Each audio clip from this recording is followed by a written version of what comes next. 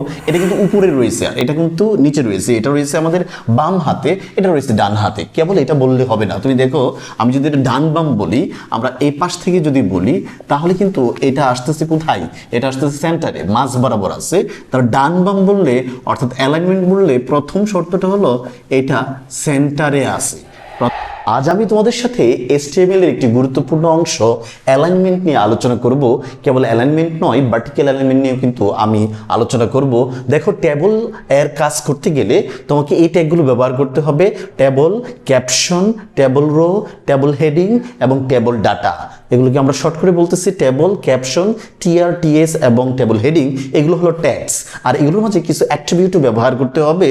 এই অ্যাট্রিবিউটগুলো হলো border, sell spacing, কোল span এবং রো স্প্যান।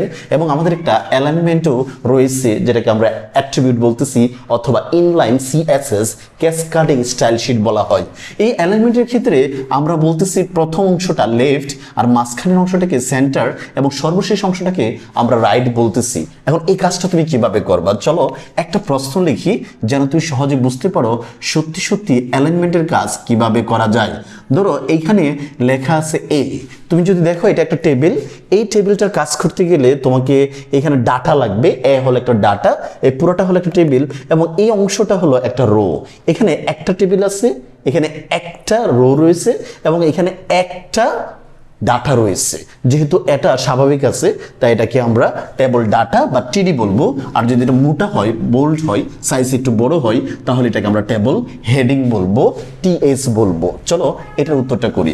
যদি আমি এই প্রশ্নের উত্তরটা করতে চাই তাহলে আমাদের বেসিক স্ট্রাকচার ফলো করতে হবে HTML এর হাইপারটেক্সট মার্কআপ ল্যাঙ্গুয়েজের। এটার বেসিক স্ট্রাকচারটা হলো, প্রথমেই তোমাকে তিনটা অংশ ক্লিয়ার হতে হবে। প্রথম অংশের নাম হলো HTML, এবং দ্বিতীয় অংশের নাম হলো হেড, আর হেডের অংশে থাকে টাইটেল থাকে। তারপরে আমাদের এখানে হেডটা ক্লোজ করে দেব, তারপরে হলো বডি। এই তিনটা অংশ হয়। এক নম্বর অংশ হলো HTML, তারপর হেড, তারপর বডি। এই টাইটেলে চলো আমরা এটা টেবিল লিখে দেই, অথবা যেহেতু আজকের টপিকটা হলো অ্যালাইনমেন্ট, তাহলে এখানে আমি অ্যালাইনমেন্ট শব্দটা লিখে দিলাম টাইটেলে। তো টাইটেল কমপ্লিট হলো, আমরা বডিতে কাজ করব। আমাদের অধিকাংশ কাজই থাকবে বডি অংশে।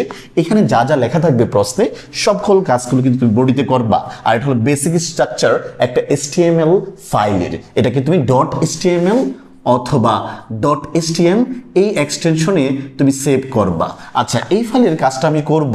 প্রথমেই টেবিল বানাবো, তাহলে আমাদের কি ট্যাগ লাগবে? টেবল ট্যাগ ব্যবহার করতে হবে। তাহলে এখানে গিয়ে আমরা লিখব টেবল, তারপর লিখব বর্ডার। বর্ডার হলো 1 পিক্সেল, পিক্সেল হিসেবে কল্পনা করা হয় ওয়েবসাইটের হিসাবটা। তারপরে আমরা লিখব সেল স্পেসিং। যেহেতু এই সেলগুলোর কোনো স্পেস নাই, একটা সিঙ্গল লাইন রয়েছে, তাই বর্ডার হিসেবে 1 দিলাম, এবং ডাবল না করার জন্য আমরা এখানে সেল স্পেসিং ব্যবহার করব। তুমি যদি সেল স্পেসিং শব্দটা ব্যবহার না করো তাহলে কিন্তু টেবিলটা আর এরকম লাগবে না দেখতে, টেবিলটা তখন এইরকম হয়ে যাবে। দেখো, এই টেবিলটাই যদি তুমি সেল স্পেসিং জিরোর ব্যবহার না করো তাহলে কিন্তু এরকম আসবে। এটা খেয়াল করো বিষয়টা। তো আমরা তো এরকম টেবিল আঁকতেছি না, আমাদের টেবিল কি এরকম দেখতে না, আমাদের টেবিলে একটা সিঙ্গল লাইন রয়েছে, বর্ডার রয়েছে। এই সেলের কোনোটার কি নাই, স্পেস নাই। এখানে কিন্তু স্পেস আছে, এখানে কিন্তু নাই। যেহেতু সেল স্পেসিং দেবো না তাই আমরা এখানে জিরো লিখছি। তুমি যদি জিরো না লেখো তাহলে কিন্তু এরকম টেবিল তৈরি হবে, অথচ তোমার প্রশ্নে কিন্তু এইভাবে টেবিলটা লেখা আছে। তাই এটা করো না, সেল স্পেসিং অবশ্যই তোমাকে ব্যবহার করতে হবে, না করলে কিন্তু সত্যি সত্যি ভুল হবে, এরকম চিত্র আসবে না।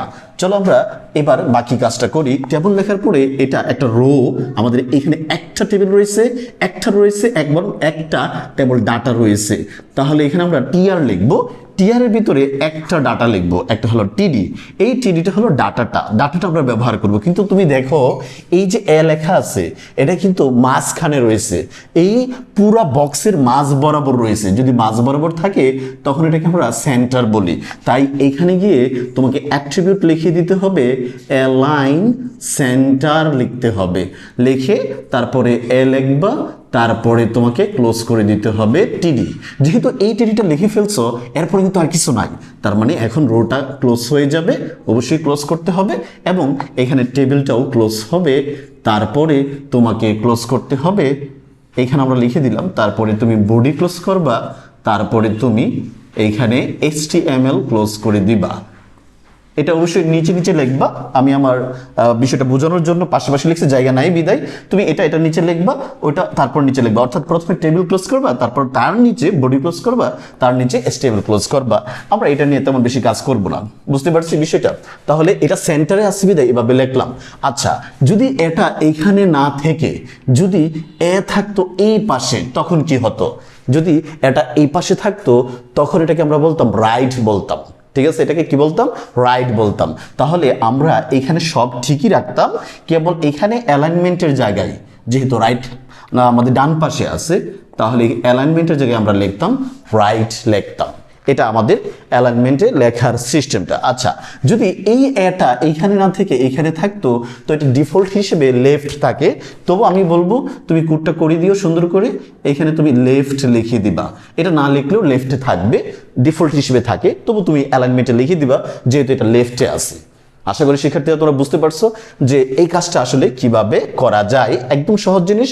প্রথমে তুমি বডির পরে টেবল, বর্ডার, সেল স্পেসিং লিখবা, টিআর লিখবা, তারপরে এখানে ডাটা যদি একটা হয় তাহলে টিডি একটা হবে, দুইটা হলে দুইটা লিখবা। আর এই মাঝখানে কিন্তু অ্যাট্রিবিউট অ্যালাইনমেন্ট ব্যবহার করতে হবে। যদি সেটা মাঝখানে হয় তাহলে সেন্টার হবে, আর যদি বামে হয় তাহলে লেফট হবে, আর যদি ডানে হয় তাহলে রাইট হবে। আচ্ছা, এই অ্যালাইনমেন্ট ছাড়া কিন্তু আরেকটা অ্যালাইনমেন্ট রয়েছে আমাদের। এইভাবে অ্যালাইনমেন্ট ছাড়াও আরেকটা উপর থেকে নিচ পর্যন্ত একটা অ্যালাইনমেন্ট হয়, এটাকে আমরা বলি ভার্টিক্যাল অ্যালাইন। ভার্টিক্যাল অ্যালাইনমেন্ট, এটা প্রথমে হবে উপরের অংশটাকে বলবো টপ, আর নিচের অংশটাকে বলবো আমরা বটম। টপ আর হলো বটম। চলো এই অংশটা আমরা মুছে দিই। আমরা যে উপরের অংশটা আছে বি অ্যালাইন যখন করব, বি অ্যালাইন যখন করব, উপরের অংশকে আমরা বলবো টপ, আর নিচের অংশকে আমরা বলবো বটম। আর যদি মাঝ বরাবর হয় তাহলে এটাকে আমরা বলবো মিডল। চলো এই কাজগুলো করি। ধরো এই টেবিলেই এই অংশটা এটা উপরে দেওয়া আছে, একবার উপরে। এখন তুমি কি লিখবা? দেখো এইখানে তুমি যদি এটা লেখো তাহলে দেখা গেল এই এটা কিন্তু টেবিলের সবার উপরে রয়েছে, তার মানে ভার্টিক্যাল এলিমেন্ট তোমাকে লিখতে হবে। এই কাজটা যখন তুমি করবা তখন তোমাকে অ্যাট্রিবিউট ডাবল ব্যবহার করতে হবে। ডাবল কেন ব্যবহার করবা বলো? কারণ আমাদের ডাবল এই কারণেই ব্যবহার করতে হবে কারণ এখানে প্রথমে উপরে নেব টেবিলের, তারপরে এটা আবার মাঝ বরাবর নিতে হবে। অর্থাৎ আমি যখন টিআরের কাজটা করব তখন টিআরের পরে তো আমি টিডি লিখবো। এখন প্রথমেই হলো অ্যালাইনমেন্ট করব। এই অ্যালাইনমেন্টকে বলা হয় হরিজন্টাল, বাম থেকে ডান পর্যন্ত। তো এখন বাম থেকে ডান পর্যন্ত কি কোথায় আছে বলো তো? বাম থেকে ডান পর্যন্ত আমরা দেখলাম এটা সেন্টারে আছে, মানে মাঝ বরাবর আছে। তো এখানে আমরা প্রথমেই সেন্টার লিখব। সেন্টার লিখলে ঘটনাটা কি হবে?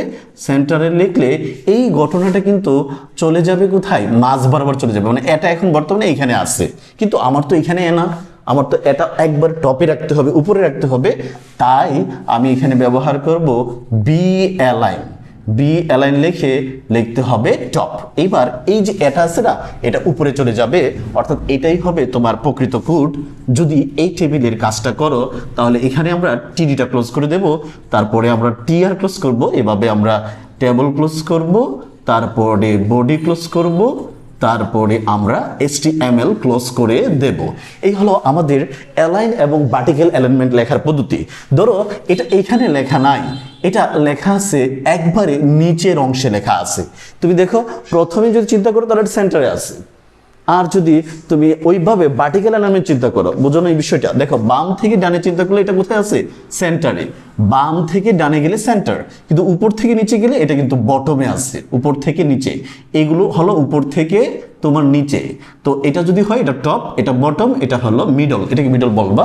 আর এটা হলো ডান এবং বাম, বাম ডান আর কি। তো যদি বামে হয় তাহলে এটাকে লেফট বলবো, ডানে হলে রাইট বলবো, আর মাঝখানে হলে সেন্টার বলবো। তো বাম ডান যখন বলতেছি তখন এটা কিন্তু সেন্টারে রয়েছে, তাই এখানে অ্যালাইনমেন্ট আবারও আমরা কি লিখবো? সেন্টার লিখবো। কিন্তু বি অ্যালাইনমেন্ট এখানে পরিবর্তন হয়ে যাবে আমাদের নিচের অংশে। নিচের অংশে হলে কি হয়? বি অ্যালাইনমেন্ট বটম লিখতে হয়, তাই এখানে আমরা উত্তরে লিখব বটম লিখব। এটা ছিল আমাদের পদ্ধতি, বি অ্যালাইনমেন্ট লেখার পদ্ধতি। চলো আমরা এই সম্পূর্ণ অংশটা মুছে ফেলি, কেবলমাত্র আমরা বোর্ডের পর থেকে কাজটা করি যেন তুমি বুঝতে পারো সত্যি সত্যি কাজগুলো কিভাবে হয়। এই টেবিলটাই ধরো আমি আঁকলাম, এই টেবিলটাকে একটু বড় করে দিই। ধরো আমরা টেবিলটা একটু বড় করে দেব। হ্যাঁ, এই টেবিলটা ধরো এরকম লেখা আছে। এখন এইখান থেকে আমি কাজগুলো করব। আমি বডির পর থেকে শুরু করতেছি, তোমাকে তো উপরে অবশ্যই লিখতে হবে। অ্যালাইনমেন্ট বোঝাতে আমরা তিনটা অ্যাট্রিবিউট ব্যবহার করব, লেফট, সেন্টার এবং রাইট। এই অ্যালাইনের ক্ষেত্রে এবং বি অ্যালাইনের ক্ষেত্রে ব্যবহার করব টপ, মিডল এবং বটম। তুমি দেখো এখানে আমি একটা টেবিল লিখে দিলাম। এই টেবিলটাতে উপরে এগুলো লেখা আছে এক এক জায়গায়, টেবিলের এক এক অংশে। তুমি দেখো এটা কিন্তু উপরে রয়েছে, এটা কিন্তু নিচে রয়েছে। এটা রয়েছে আমাদের বাম হাতে, এটা রয়েছে ডান হাতে। কেবল এটা বললে হবে না। তুমি দেখো আমি যদি এটা ডান বাম বলি, আমরা এই পাশ থেকে যদি বলি, তাহলে কিন্তু এটা আসতেছে কোথায়?